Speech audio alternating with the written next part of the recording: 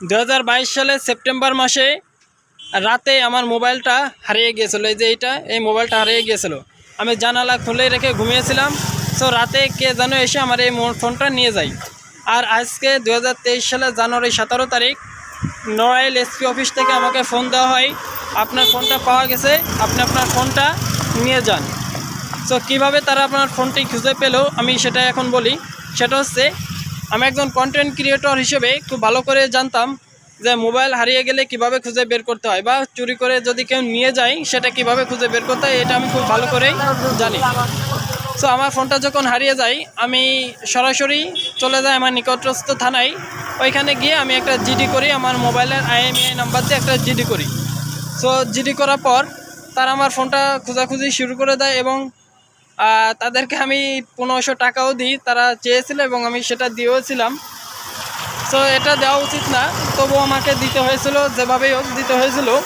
আমার বাসা হচ্ছে বাংলাদেশের খুলনা বিভাগের নড়াইল জেলায়, আর আমার ফোনটা পাওয়া গেছে কুষ্টিয়াতে। অর্থাৎ আমার এখান থেকে প্রায় 100 থেকে 150 কিলোমিটার দূরে আমার ফোনটা পাওয়া যায়।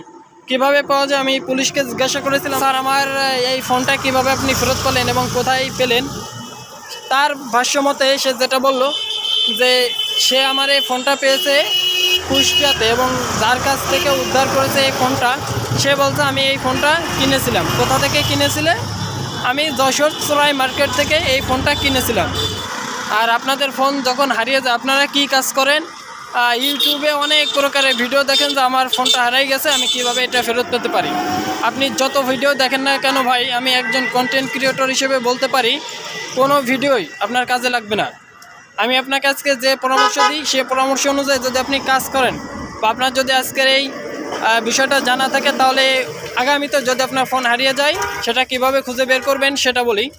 আপনার ফোন যদি হারিয়ে যায় আপনি সঙ্গে সঙ্গে চলে যাবেন আপনার নিকটস্থ থানায়, গিয়ে জিডি করবেন। জিডি করার সুফল হচ্ছে আপনার মোবাইল দিয়ে যদি কোনো অপরাধ প্রবণতা ঘটে থাকে সেই অপরাধ থেকে আপনি যেন বাঁচতে পারেন, এটা হচ্ছে জিডির প্রথম কথা। আর মোবাইল ফেরত পাওয়া হচ্ছে একটা প্লাস পয়েন্ট, ঠিক আছে? সো আপনার ভাগ্যে যদি থাকে পুলিশ অবশ্যই আপনার মোবাইলটা খুঁজে বের করেই দিবে। আমি দীর্ঘ 5 মাস পর আজকে ফোনটা ফেরত পেলাম। সো আপনিও কিন্তু পাবেন। আপনি পুলিশ অফিসে যাবেন, ওখানে গিয়ে একটা জিডি করবেন। জিডি করার পর আপনি সার্বক্ষণিক যোগাযোগ রাখবেন যে আমার মোবাইলটা ফেরত পাওয়া গেছে কি না। এরকম 5 দিন 10 দিন 1 মাস পর পর যোগাযোগ করবেন। আমি কিন্তু তেমন ভাই যোগাযোগ করিও নি। আমি এই গত 4-5 মাসে সর্বোচ্চ মনে হয় 3-4 বার যোগাযোগ করছি যে আমার ফোনটা ফেরত পাওয়া গেছে কিনা। সো আমার কিন্তু কিছুই করা লাগেনি, পুলিশই কিন্তু আমার ফোনটা খুঁজে বের করে আমাকে ফেরত দিছে। সো এখন বলি আপনাদের, আপনারা কখনোই কোনো চোরাই মার্কেট থেকে কোনো ফোন কিনবেন না, ঠিক আছে? ফোন কিনলে কিন্তু আপনি ধরা খেয়ে যাবেন। আপনি অন্য কারো কাছ থেকে আসলে ফোন কিনতে পারেন, বাট যদি আপনার সেই ফোনের বক্স এবং যে IMEI নাম্বার থাকে ওই দুইটা যদি আপনাকে দেয় তাহলে আপনি যে কোনো ফোন কিনতে পারেন। বাট IMEI নাম্বার ব্যতীত আপনি কোনো ফোন কিনবেন না। কিনলেই কিন্তু আপনি যখনই সিম ঢুকিয়ে ব্যবহার করবেন তখন কিন্তু সরাসরি আপনার ফোনটা ট্র্যাক করা হবে এবং আপনাকে খুঁজে বের করবে এবং আপনাকেই অপরাধী হিসেবে গণ্য করা হবে। আপনি কেন অন্যের কাছ থেকে একটা ফোন কিনলেন?